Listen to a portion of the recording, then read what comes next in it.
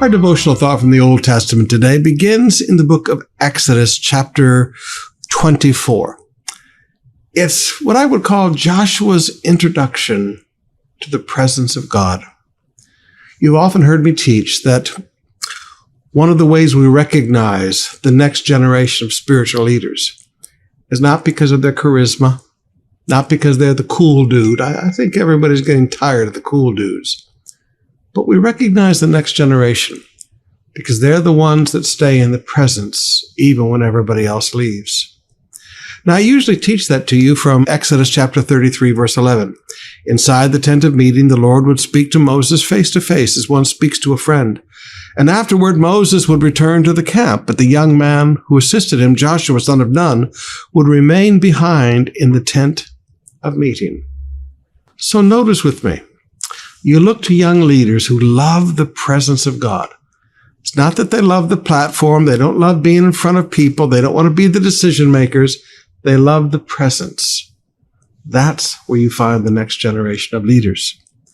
But in our text today, we see where this began with Joshua. Maybe we can call this Joshua's first encounters with the presence. Exodus 24, beginning with verse 9. Then Moses, Aaron, Nadab, Abihu, and 70 elders of Israel climbed up the mountain. There they saw the God of Israel. Under his feet there seemed to be a surface of brilliant blue lapis lazuli, as clear as the sky itself. And though these nobles of Israel gazed upon God, he did not destroy them. In fact, they ate a covenant meal, eating and drinking in his presence. Then the Lord said to Moses, "Come up to me on the mountain. Stay there, and I will give you the tablets of stone on which I have inscribed the instructions and commands so you can teach the people." Now look at verse 13. So Moses and his assistant Joshua set out, and Moses climbed up the mountain of God. Now later on, when he goes back up to get the tablets the second time, he says, "Come alone." But this time, the first time, Joshua, his assistant, went with him. Now you just think of what he had seen. As his assistant, he was there. He saw the God of Israel. He saw God seated on his throne. He saw them eat a covenant meal in the presence of God. And now he goes up on the mountain. And for 40 days and 40 nights, he encounters the glory of God as Moses' assistant.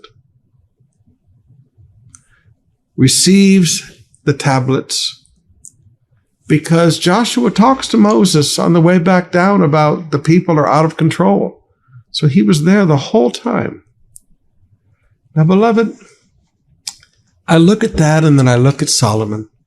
Solomon heard the voice of God. Solomon saw the fire of God come down. Solomon had an incredible encounter with God, but it never seemed to create a thirst in his heart for more. He was willing to, that was a great experience, and move on with life. Joshua is different.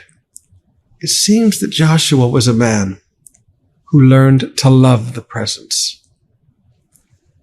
If the next generation of leadership is going to pick things up and do greater things than this generation, young men and young women, it's not about being on the platform.